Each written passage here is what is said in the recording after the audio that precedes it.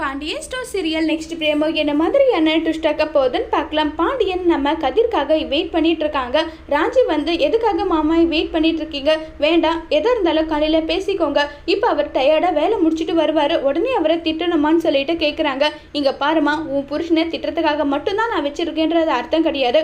அவன் ஒரு கெட்ட வழியில் போகிறானா நல்ல வழியில் கொண்டு போகணுன்றதுக்காக கூட ஒரு பெத்த அப்பாவா நான் இதை செய்யக்கூடாதுன்றாங்க.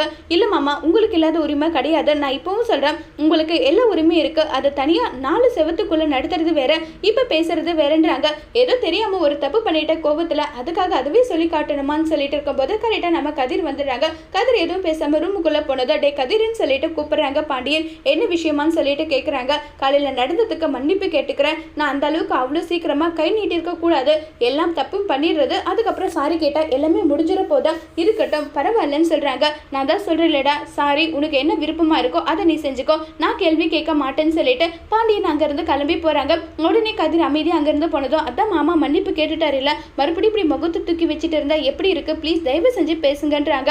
உடனே நம்ம கதிர் ரொம்பவே கோவப்படுறாரு. அவர் இஷ்டத்துக்கு அவர் என்னன்னாலையும் பண்ணுவாரு, அவரை கேள்வி கேட்க யாரும் இல்லையான்னு சொல்லிட்டு கதிர் ரொம்பவே வருத்தப்படுறாங்க. கோமதி வந்து இல்லடா அது வந்துன்றாங்க, யார்கிட்டயும் நான் பேச விரும்பலன்னு சொல்லிட்டு கோமதி கிட்ட பேசாம கதிர் அங்கிருந்து கிளம்பி போறாங்க. அதோட இந்த பிரமவை முடிச்சிருக்காங்க.